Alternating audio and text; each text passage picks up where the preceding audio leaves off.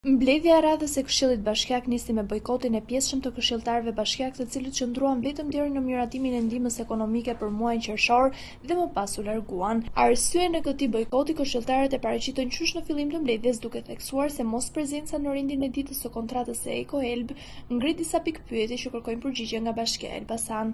Në momentin që juve nuk reflektoni se duke qenë kontratë do të keq.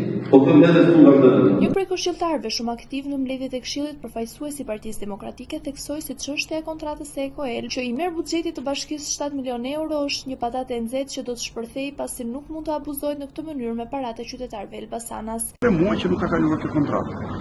Me këta njerëz që punojnë atje, si bëhet, po i marrin pagat, sigurime shoqërore po kalojnë, kupton?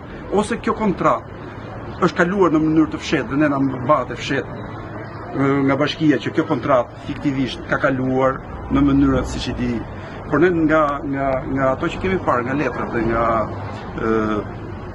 raportet që na bin të mbledhjeve, nuk kemi parë që të ketë kaluar. Kontrata është e falimentuar siç ka qenë.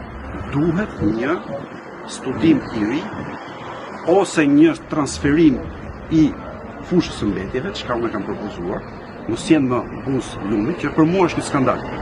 Në të vetmin resurs që ka Elbasani, që mund të mburremi, që është shumë lumi shkumbin, ne kemi depozituar mbetjen.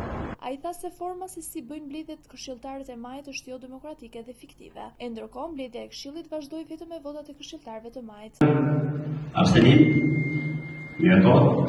Në përfundim, ndërsa kryetari i Këshillit Bashkiak drejtoi pyetje nëse kishte çështje apo diskutime, mbledhja u mbyll me ironi. Atëherë, faleminderit. Duroj të jeni mirë në fund të mbarë, ata i marrë me vete që